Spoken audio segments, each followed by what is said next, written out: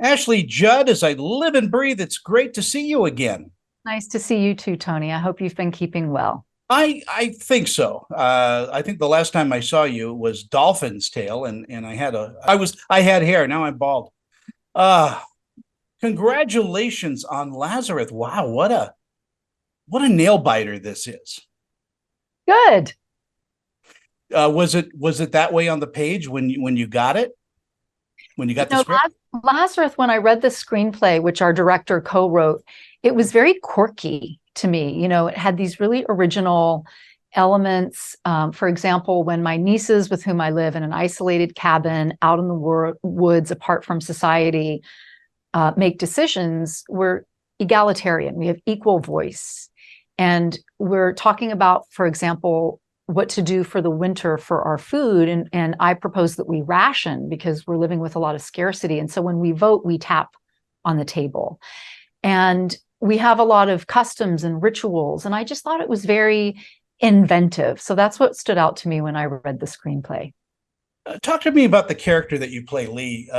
She is very, very deep and very layered.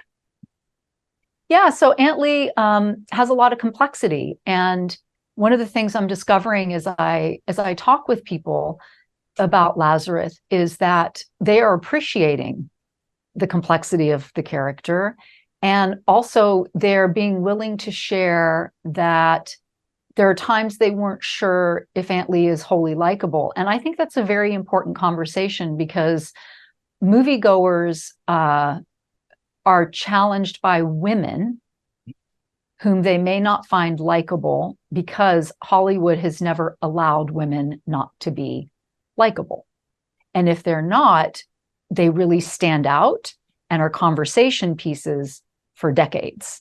So studio bosses and producers give notes on screenplays. This isn't likable, change it, make her more likable.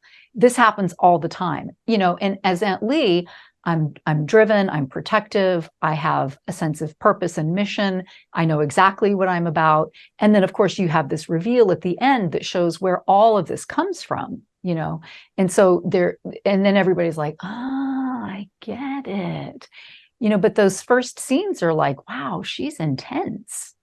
Characters like that we talk about to this day. I mean, Meryl Streep in Devil Wears Prada is one of my favorite, you know, characters where you don't understand her, where she's coming from until the very end. And, without giving anything away, the twists and turns in this it really boils down. It's all about love. It's all about family and keeping your head above water. Yeah, and I think that that's what we humans as a species are about. We just have different ways, some of them quite clumsy, of trying to meet that need. Yeah. What do you think audiences are going to take away from watching Lazarus? Heck, when we were making the movie, I think each of us as characters had a different interpretation of the movie we were making. Lazarus to me as Aunt Lee is something very particular. It's like a gender utopia. We're free from the threat of male sexual violence. So I was really digging that, as a survivor. But to the girls, it's something totally different. So I'm very curious to learn what audiences take away from it. In our final moment that we have, over the years with everything that you've done as far as acting, do you prefer comedy over drama, or is it all the same? Acting is fun. It wasn't always fun at times, and acting is fun. And making Lazarus in particular was so enjoyable. I have really great memories of being on set.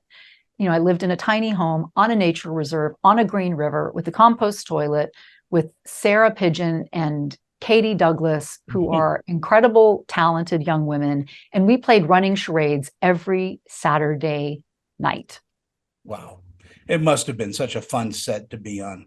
It was wonderful. And we had voodoo donuts, and they have old fashions, which are my favorite. There you go. I'm going to send you a case. Thank you, Ashley, so much for your time. By the way, your Star Trek episodes, the two of them you did, are my favorites. Thank There you. you go. All right, Well, you take care. take good care. Bye-bye. Bye-bye.